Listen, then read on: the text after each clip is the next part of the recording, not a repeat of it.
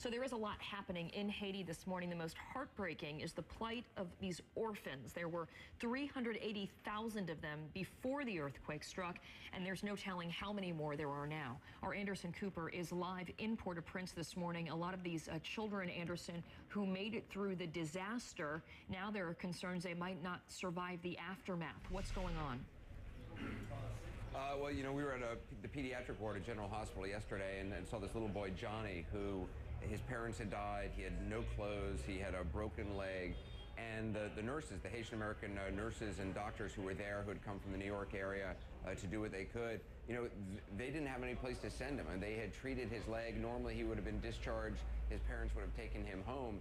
But, you know, the nurse, the doctor I spoke with was saying, you know, I can't send him out into the streets. And there's not really a system in place yet to deal with this new influx of kids who don't have parents.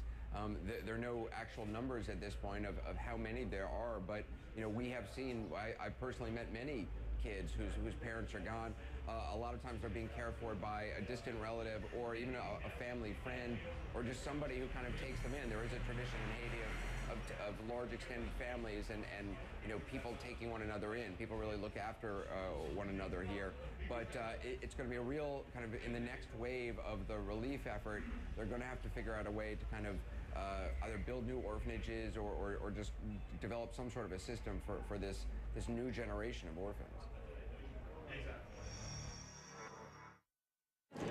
Outside the crumbling pediatric ward at General Hospital, a nurse sings of God and grace.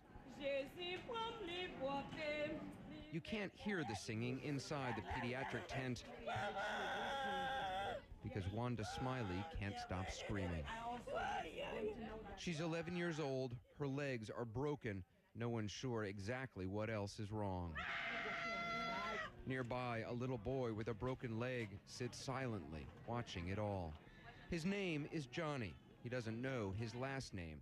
His parents are dead, he has no clothes, and nowhere else to go. Right now he has a broken leg, a broken a femur, as well as a broken, he has several fractures on that leg.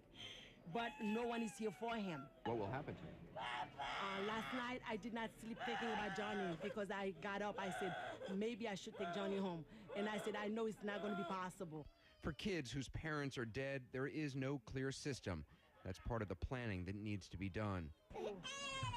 We don't have much, that's all we have. Dominique Toussaint, a Haitian-American nurse from Harlem, doesn't cry in front of the children, but outside the tent, she's overcome by it all. Everybody has infections. It seems as though to me like they're gonna eventually die. I don't even have someplace to wash my hands. I have one bottle of hand sanitizer. We can't do anything under sterile technique. It's impossible not to have, you know, horrible infections. You know, the medications we're giving them, we could use some stronger medications. We don't have them. It also seems like a lot of the medication, the supplies you do have are not built for children. They're not geared for children. They're not. Like, I just went to get an oxygen tank. It took forever to get the tank. It took forever to get a mask. The mask we have is probably too big to even fit on my face, it looks like. We have the needles on our syringes are too long. We have nothing for the kids. It's like the kids are forgotten almost. It's like the kids are forgotten. Yeah. So we're just doing the best we can. I mean, it's frustrating. I'm overwhelmed. It is overwhelming for nurses and children. The injured keep coming. There's no space to be had. One of the big frustrations for the doctors and nurses who are working with these kids is that a lot of the medical supplies that they are getting, and they don't have enough, but even the ones they are getting are not designed for children. It's not the right dosage for children. The needles are too big to put in their little arms. And I should also point out, Karen, that we actually had an aftershock while you guys were playing that report, and we had another one probably about 10 minutes ago when Chris Lawrence was on. So it's kind of an unsettling morning. I can only imagine, Anderson. You know, we spoke to one of the captains of the USNS Comfort. You know, they're there, they're tending to patients. They said they've already seen 250, that these patients are being flown to them. They have the beds, they have the doctors, they have all the supplies. Why can't some of these children go there? Well, they are. There's no doubt. In fact, while I was there was a great U.S. medic, and I wish I knew his name, but he was working so much I didn't want to interrupt him to ask. But he identified one kid who had severe facial injuries. His whole head had swollen up, clearly needed surgery and pretty advanced advanced kind of surgery. This medic, got some other Army guys, some guys from the 82nd Airborne. They put him on a stretcher. They took him to we were told to the Comfort. He said they were going to try to get him surgery maybe in Miami Children's Hospital or somewhere else.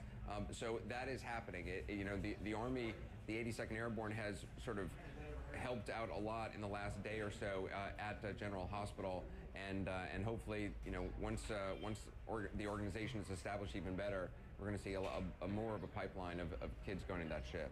So we see your stories where the kids are there suffering, screaming, and they have nothing to give them. We saw Sanjay make his way by himself to the airport, where he's seeing tons and tons of the medical supplies that need to be out there to the people that are still sitting at the airport. I mean, have you gotten any word or seen whether or not that is starting to free up?